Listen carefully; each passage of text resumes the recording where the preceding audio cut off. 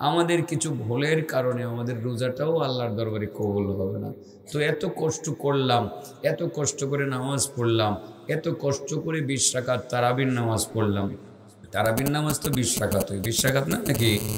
আপনাদের এলাকার মধ্যে 10 রাকাত বলে, 10 রাকাতের যে আদেশটা বলে এটা কিন্তু তাহাজ্জুদের ক্ষেত্রে প্রযোজ্য। বাবা 20 রাকাতের তারাবির নামাজ আমার নবীর মসজিদে সেই উমর যে চালু করেছেন, কে চালু করেছেন? ওমর চালু করেছেন। সেখান থেকে অদ্যবধি পর্যন্ত 20 রাকাতই কিন্তু চালু আছে। আর হাদিস কিন্তু সহি, আমাদের সহি হাদিসের প্রবক্তা অনেক ভাইয়েরা বলে ফেলবে এটা সহি হাদিসে নাই। আসলে কি যে বলবো ভাই, সহি হাদিসে নাই ভাই। আমি তোমাকে বলি নাই, এই কথাটা না বলে তুমি তো একটুক বলতে পারো যে আমি কোনো সহি হাদিসে পাইনি।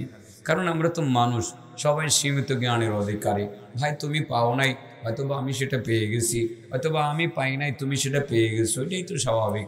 এভাবে নাই বলে গলা শুকিয়ে মানুষকে বললে মানুষ তো মনে করবে দুনিয়ার কোনো হাদিস বলতে বুঝি নাই।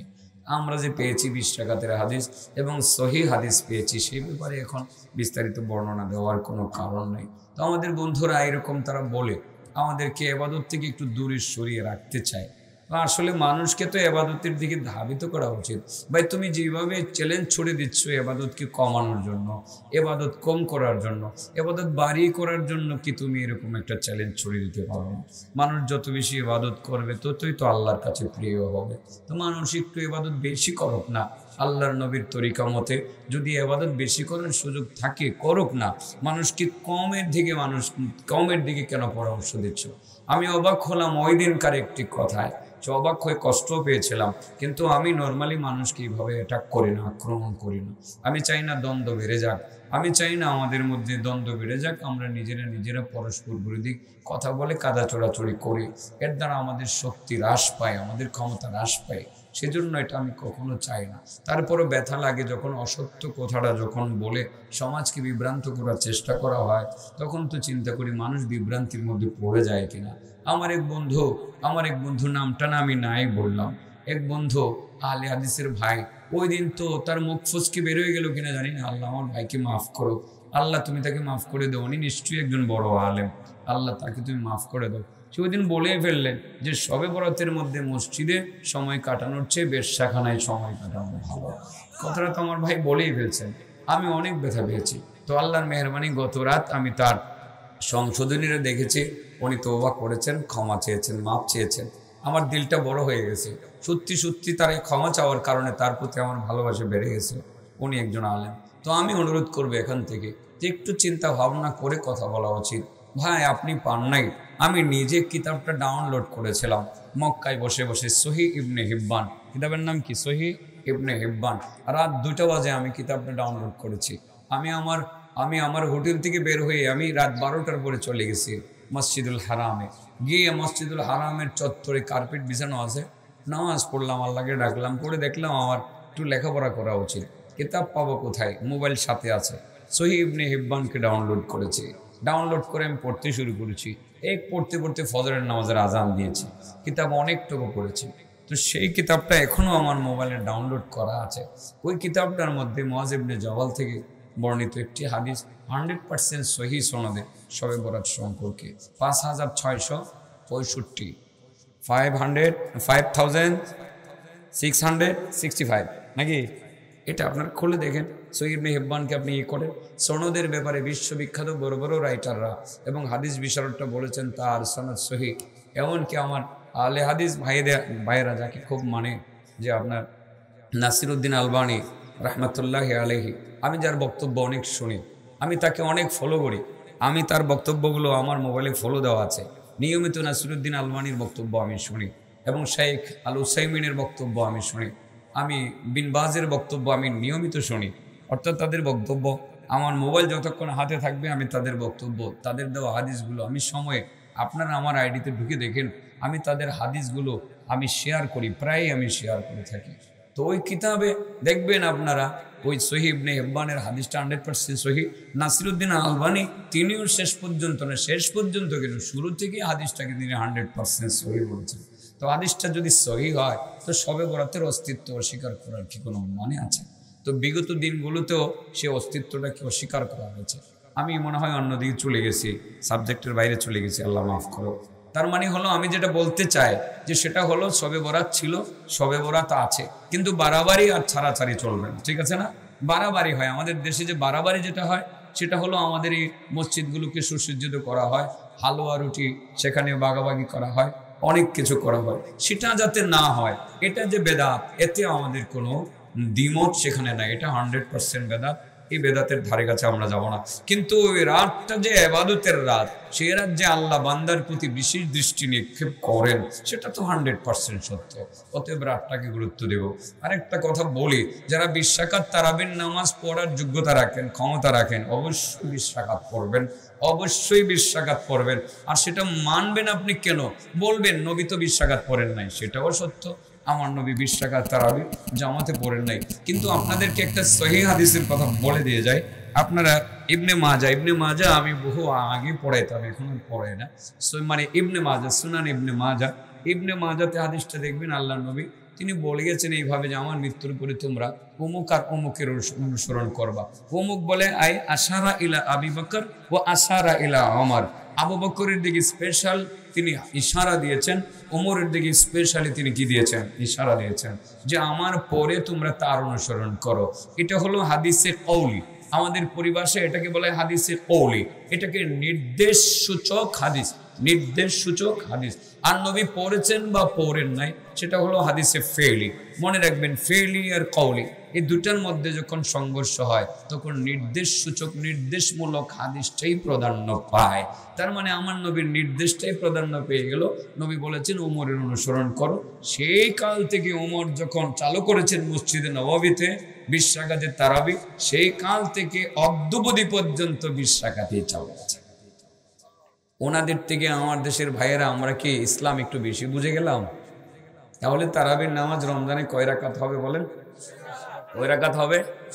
আমার ভাইয়েরা যদি 8 রাকাতের কথা বলে, তার সাথে আমরা দ্বন্দ্বে যাব না, বলবো ভাই তোমার মনে চাই তুমি 8 রাকাত পড়ো, আমরা 8 রাকাতও পড়বো, 20 রাকাতও পড়বো, 20 রাকাত তারাবি পড়বো, 8 রাকাত তাহাজ্জুদ আমরা পড়বো। সেহরি খাওয়ার আগে 8 রাকাত তাহাজ্জুদ পড়ে আমরা সেহরি খেয়ে পরে ফজরের নামাজের উদ্দেশ্যে মসজিদে বেরোবো।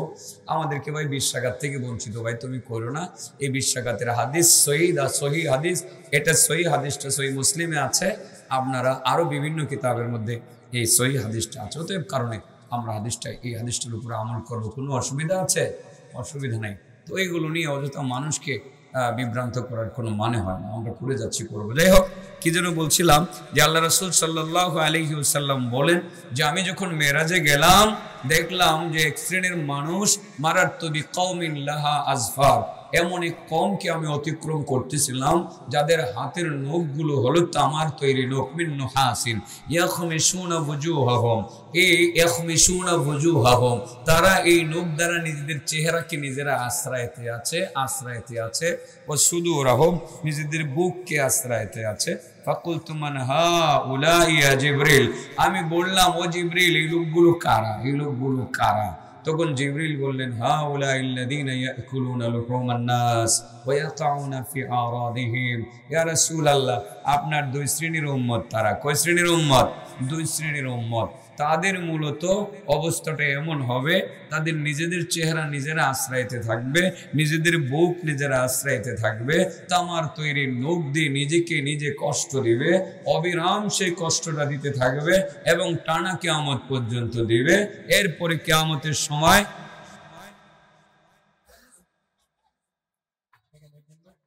জিকির করি লা ইলাহা ইল্লাল্লাহ, লা ইলাহা ইল্লাল্লাহ, লা ইলাহা ইল্লাল্লাহ, লা ইলাহা ইল্লাল্লাহ, লা ইলাহা ইল্লাল্লাহ, লা ইলাহা ইল্লাল্লাহ, লা ইলাহা ইল্লাল্লাহ, লা ইলাহা ইল্লাল্লাহ, লা ইলাহা ইল্লাল্লাহ, লা ইলাহা ইল্লাল্লাহ, লা ইলাহা ইল্লাল্লাহ, লা ইলাহা ইল্লাল্লাহ, লা ইলাহা ইল্লাল্লাহ মুহাম্মাদুর রাসূলুল্লাহ সাল্লাল্লাহু আলাইহি ওয়াসাল্লাম।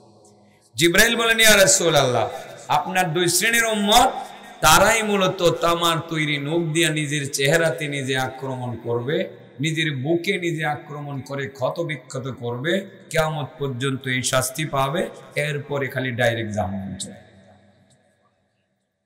কয় শ্রেণীর উম্মত?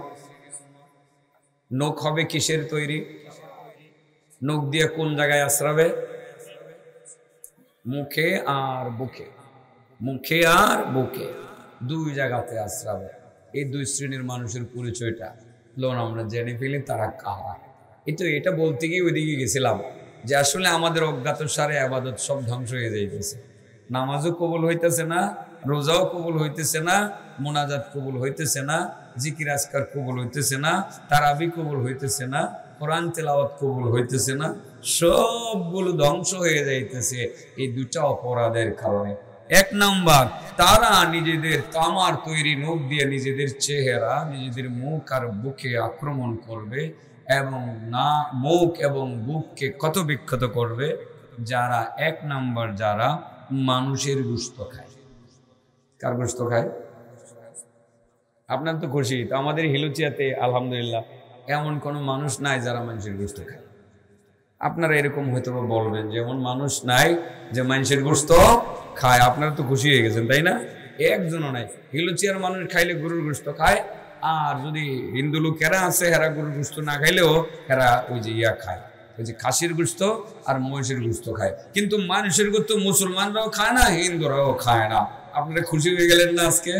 আমি বলে আপনাদের হিলুচিয়াতে শতকরা 85% মুসলমান, তারা মানুষের গোশত খায়। কত পার্সেন্ট? 85% মুসলমান মানুষের গোশত খায়। এটা কোন মানুষের গোশত? ঢাকা শহরে যে আপনার রেস্টুরেন্টে ওই যে সকালবেলা যে কি বেছে নাস্তার মধ্যে জানি নেহারি বেছে না, ওই নেহারি যে বেছে সেই নেহারির গোশত না। নেহারি মানে আপনারা তো মনে হয় বুঝছেন যে ফেসবুকে ভাইরাল খবর, 2-4-5 দিন যাবত একটা খবর ভাইরাল হয়ে গেছে যে আপনার ওই যে রেস্টুরেন্টে গিয়ে দেখে নেহারি বুঝেন তো, আর গরুর পায়ের হাড্ডি আছে না, এই হাড্ডির জাল দিয়ে একটা নেহারি বানায় নাস্তা, তন্দুর রুটি দিয়া, নান রুটি দিয়ে, এটা খুব মজা লাগে। আমারও বড় প্রিয়ই ছিল। আমি স্টুডেন্ট লাইফে পুরান ঢাকায় লালবাগে যখন লেখাপড়া করতাম, তখন লালবাগ কিল্লা মোড়ে গিয়া একটা দোকানে নেহারি দিয়ে রুটি খাইতাম। আমার এটা মোটামুটি এটা অনেক পছন্দের ছিল। 60 টাকা দিয়ে একটা নেহারি খাইতাম। কয় টাকা? 60 টাকা। অনেক টাকা। 60 টাকা কত? অনেক টাকা। এখনকার 500 টাকার সমান। ওই দিন তুমি স্টেট গেলো কোনো এক রেস্টুরেন্টে গিয়ে দেখেন নেহারি বেচা কিনে চলছে। ওই নেহারি জিজ্ঞাসা করে, ভাই এটা কত নেহারি? কয়টা 300। এটা কত? কয়টা 500। কয়টার দাম যে বেশি, সমান দেখতে ছোট আরো। ওইটা ওই হাড্ডিটা যে ছোট, এরপরে দাম বেশি কেন? কয়টা আমাদের কাছে সাপ্লাই কম হয়, এটা কম আসে। কোত্থেকে আসে? কয়টা বিভিন্ন জায়গা থেকে আসে, আর এটা নিয়মিত পাওয়া যায়, এই জন্য এটা 300 টাকা। মিনিস্ট্রি তো চালাক মানুষ, বুঝে ফেলছে যে এটা অন্য কিছু হবে। তখন কার মাধ্যমে আনা হয়? তাকে পুলিশ দিয়ে অ্যারেস্ট করাইছে। অ্যারেস্ট করায় বলছে যে এটা যে তুমি রেস্টুরেন্টে সাপ্লাই দাও, এটা প্রত্যেকে দাও। সে তো স্বীকার করে ফেলছে যে স্যার এটা তো আমি যখন মানুষ মারা যায় কবর দেওয়ার পর রাতের বেলায় গিয়ে আমি গোপনে একজন লোক লইয়া আমি গিয়ে খবরটা খনন করে গিয়ে পাউডা কাটতে লইয়ে ঘুরি। এটা মাইন্সের ফাওয়ের নেহা। আপনারা বলবেন এটা আমাদের হিলুচিয়া বাজারে আসছেন, এটা খাইলে ঢাকার মানুষ খাইছে। আমি বলি আপনারা নেহারি খাইতেছেন না, হাড্ডি খাইতেছেন না মরা মাংসের, আপনারা মরা মাংসের গোশত খাইতেছেন। গোশত, মানুষের গোশত আপনারা খাইতে আছেন অনেকে, আমরা অনেকেই খাইতে আছি। মুসলমানেরা আমরা, আমাদের অভ্যাসটা নষ্ট হয়ে গেছে। ভালো অভ্যাসটা তো নষ্ট হয়ে গেছে, খারাপ অভ্যাসটা আমাদের ভিতর ঢুকে গেছে। শতকরা মুসলমান আমরা 85% মুসলমান মানুষের গোশত খায়। আমাদের মুখের মধ্যে মানুষের গোশতের দুর্গন্ধ লাগে, সেই কারণে মূলত আমাদের ইবাদতও কবুল হয় না, দোয়াও কবুল হয় না, আমাদের নামাজও বরবাদ হয়ে যায়, আমাদের রোজাও বরবাদ হয়ে যায়। কাকুতি মিনতি করে আল্লাহর কাছে মুনাজাত করি, সেটাও আল্লাহর দরবারে কোনো কবুল হয় না। এবং আমাদের মতো এই ধরনের লোকদেরকে মূলত যারা আমরা সেটা করছি, মানুষের গোশত খাচ্ছি, তাদের নখগুলোই মূলত তামার তৈরি নখ হবে। আর এই নখ দিয়ে নিজের চেহারা নিজে আশ্রাবে, নিজের শরীরকে নিজে আশ্রাবে, ক্ষত বিক্ষত করবে, শাস্তি হবে অবিরাম শাস্তি, নিজেকে নিজে দিবে, কিয়ামত পর্যন্ত দিবে, তারপরে জাহান্নাম চলবে। বুঝাইতে পারছি কথাটা? মানুষের গোশত খায়, আসেনি আপনাদের এলাকায়? আমার আল্লাহ কি কই শুনেন, কাটা খায়।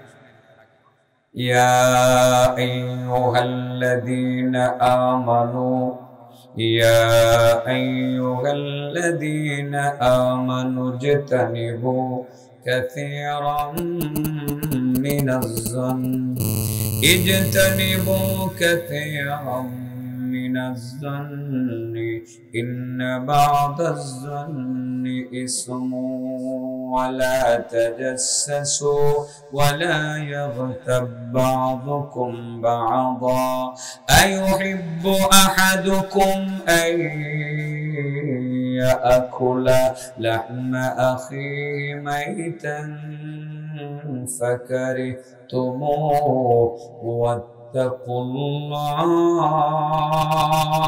إن الله تواب رحيم।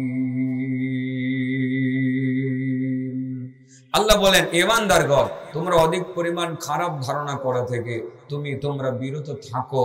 মানুষের প্রতি খারাপ ধারণা করিও না, কারণ কোন ধারণা সেটা গুনাহের কারণ। ইন্না বা'দাজ-যন্নি ইসমুন ওয়ালা তাজাসসু, তোমরা একজন আরেকজনের পিছনে লেগে থাকিও না ক্ষতি করার জন্য।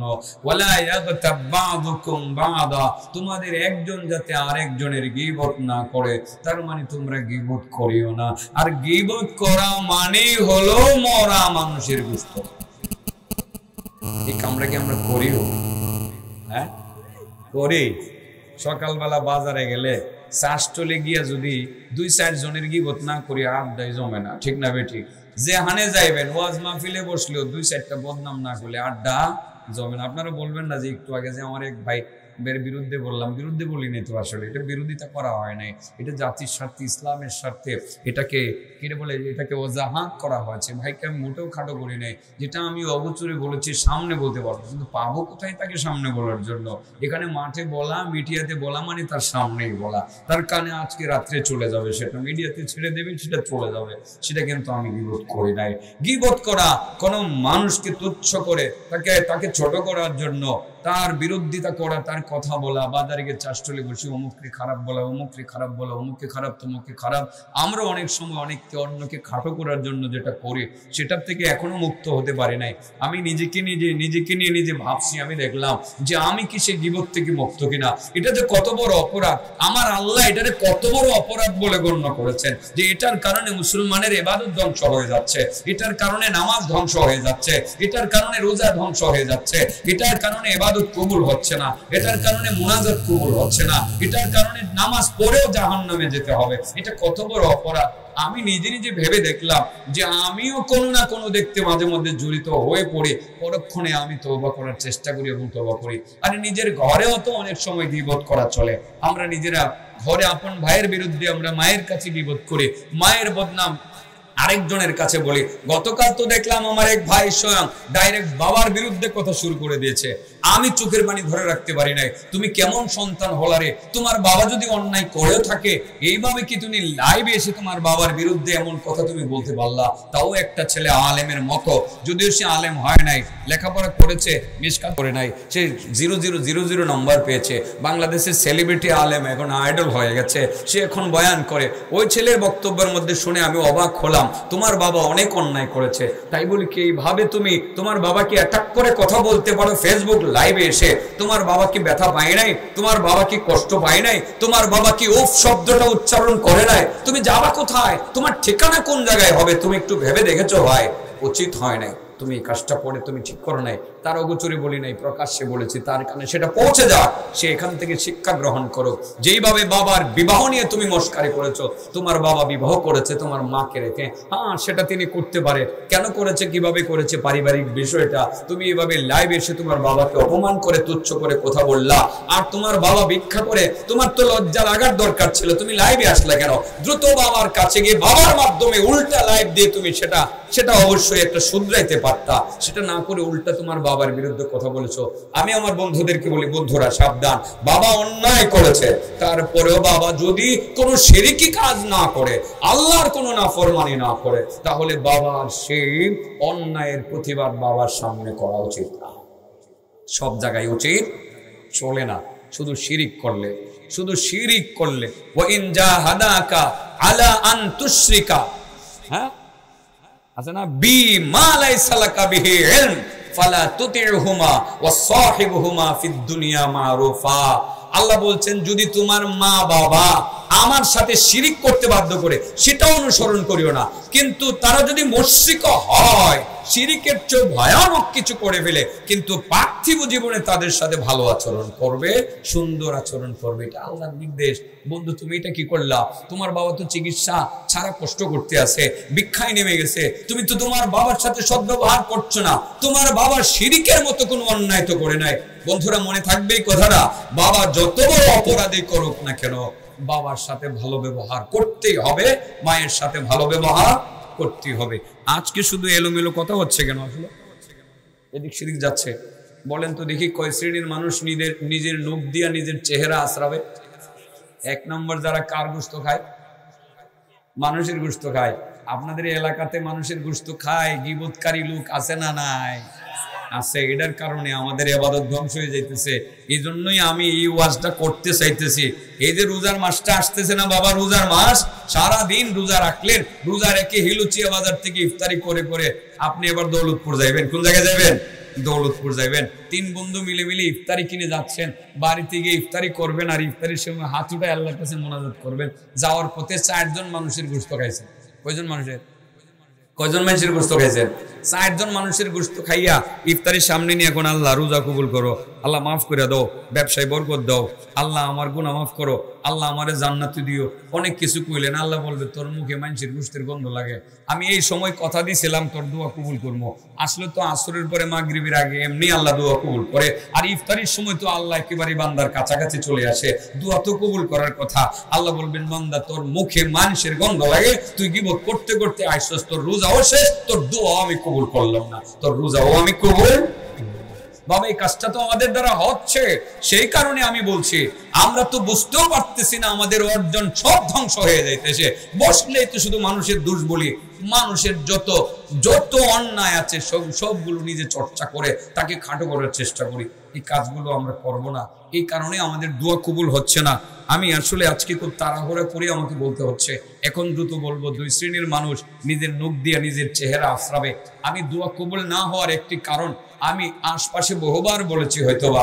ইব্রাহিম ইবনে আদহাম রহমতুল্লাহি আলাইহি, উনি যখন এই যে আপনার ওই যে বসরার বাজারে গেলেন, মরিদ আছে ওনার মরিদ, সবাই ওনাকে বেড দিলেন, বেড দিয়ে বললেন, হুজুর মনের একটা ব্যথা বলতাম, যে ব্যথাটা আপনাদের মনের ব্যথাও, যে হুজুর ঘটনাটা হইলো, নামাজ পড়ি, রোজা রাখি, হজ করি, জাকাত দিই, সবই করি, এত কিছু করার পরে আল্লাহর কাছে হাত উঁচু করে মুনাজাত করি, মা লানা নাদউ ফালা ইউস্তাজাবু লানা, কি হলো আমাদের?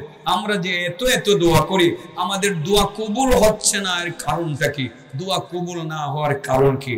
ইব্রাহিম ইবনে আদহাম রাহমাতুল্লাহি আলাইহি বলছিলেন যে, দেখো তোমাদের দোয়াটা যে কবুল হচ্ছে না, কবুল না হওয়ার কারণ তো অবশ্যই আছে।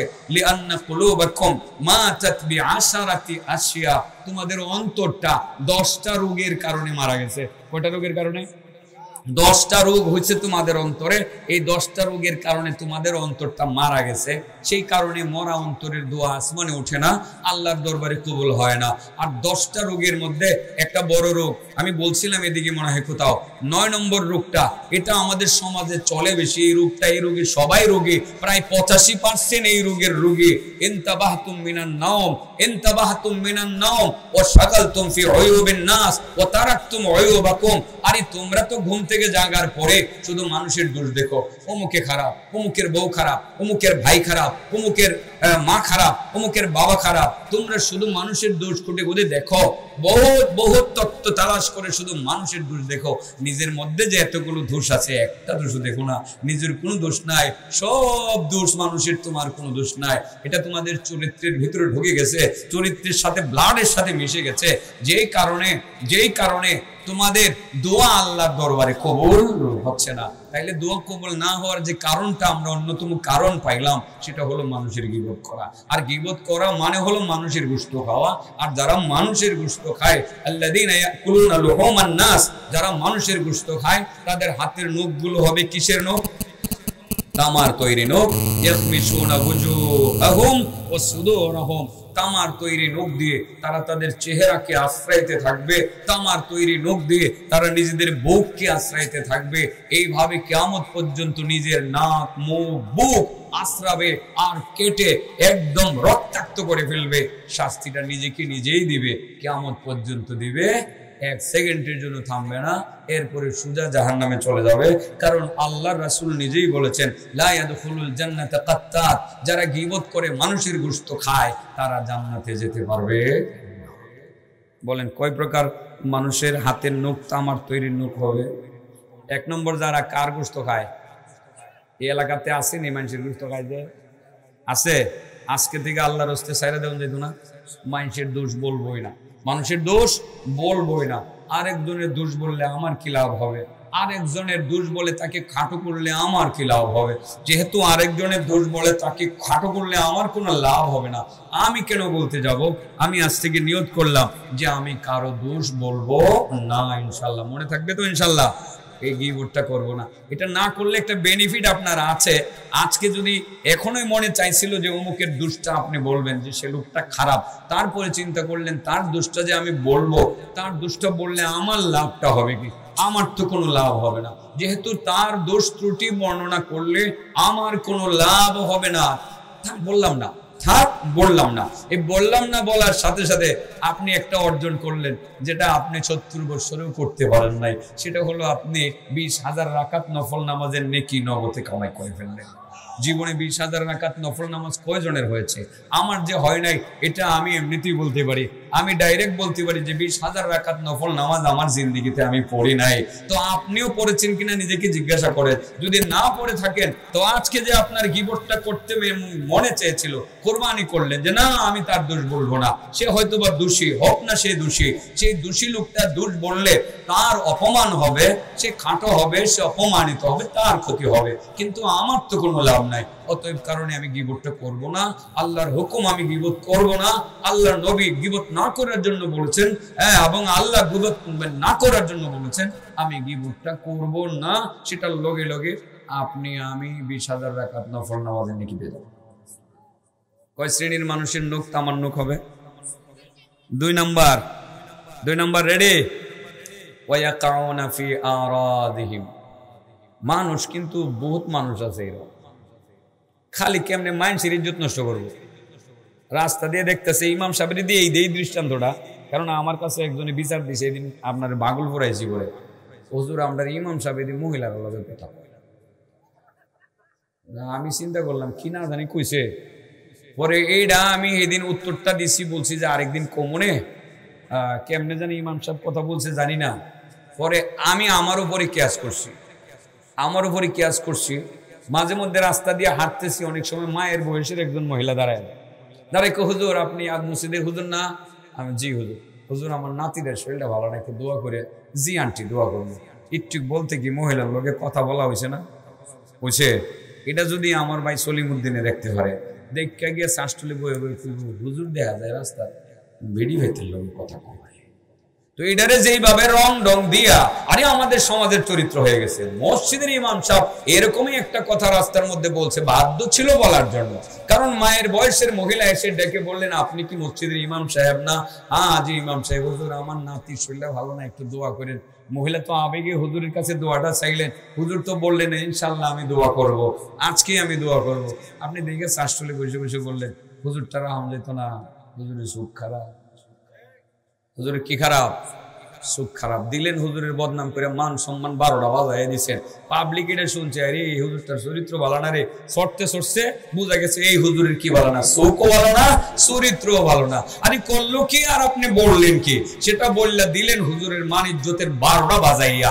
যারা শুধু হুজুর না, যারা মুসলমানের মান সম্মানে আঘাত করে, মান সম্মানের হানি করে, মান সম্মানের ক্ষতি করে, তারাই মূলত হাসরের ময়দানে যাওয়ার আগে বরজুকি জগতে হাতের নখগুলো পাবে তামার তৈরি নখ, নিজেদের চেহারা নিজেরা আশ্রাবে, নিজেকে নিজে ক্ষত বিক্ষত করবে, নিজেকে নিজে শাস্তি দিবে। সেটা কিয়ামত পর্যন্ত চলবে, 1 সেকেন্ডের জন্য থামবে না।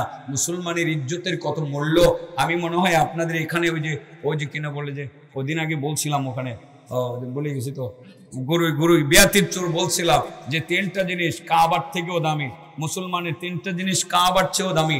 মুসলমানের জানের মূল্য কাবার থেকে বেশি, মুসলমানের হালাল মালের মূল্য কাবার থেকে বেশি, মুসলমানের ইজ্জতের মূল্য কাবার থেকেও বেশি। কেউ যদি মুসলমানের ইজ্জতের উপরে হুমকি সৃষ্টি করে, কেমন যেন সে কাবা শরীফকে ভেঙে গোড়া করে ফেলার মতো অপরাধ সে নিজে সংগঠিত করে, সেই কাজটা করে। অতএব কারণে যারা মানুষের ইজ্জত নষ্ট করবে, মানুষের ইজ্জতকে খাটো করবে, মানুষকে অপমান করবে, তারা অনেক বড় গুনাহ করলো। আর এই গুনাহটা যারা করবে, নিজের হাতের মধ্যে তামার তৈরি নখ দিয়ে দিয়া নিজের চেহারা নিজে আশ্রাবে এবং নিজের বুক আশ্রয়ে নিজেকে কষ্ট দিবে। বাবা বলেন তো দেখি, কয় শ্রেণীর মানুষের নখ তামার মতো হবে, তামার তৈরি হবে? 1 নম্বর, যারা কার গোশত খায়, মানুষের গোশত খায়, মানে কি করে? গীবত করে, ঠিক আছে না? গীবত করা মানে মরা মানুষের গোশত খাওয়া। আচ্ছা, আপনি আজকে নিয়ত করছিলেন গীবত করবেন, হঠাৎ করে নিয়ত করলেন আর করবেন না, আপনি কত রাকাত নফল নামাজের নাকি পাবেন? আচ্ছা, 2 নম্বর কারা? যারা তামার তৈরি নখ নিয়ে নিজের চেহারাকে আক্রমণ করবে, যারা মানুষের ইজ্জত নষ্ট করে, মানুষের ইজ্জত নিয়ে ছিনিমিনি খেলে মানুষের ইজ্জত নষ্ট করে। এই কাম জীবনও করেন না, এমন কথা জীবনও বলবেন না যে অন্য আরেকজন মুসলমানের মান সম্মান বা ইজ্জত নষ্ট হবে। যদি এই কাজগুলো না করেন, আগামী রমজানের রোজা হবে আপনার পারফেক্ট, এটা আল্লাহ কবুল করবেন। রমজানে নিয়ত করবেন, কোনো মানুষের সমালোচনা করবো না, কারো বদনাম করবো না, কারো গীবত করবো না, একটা মানুষের বদনামও করবো না। ইনশাআল্লাহ রোজা কবুল হইতে থাকবে, দোয়া কবুল হইতে থাকবে। আল্লাহ আমাদেরকে বুঝে শুনে আমল করার তৌফিক দান করুন। ওয়া আখিরু দাওয়ানা আলহামদুলিল্লাহি রাব্বিল আলামিন। আসসালামু আলাইকুম ওয়া রাহমাতুল্লাহি ওয়া বারাকাতুহু। জাযাকাল্লাহু আহসানাল জাযা। হযরত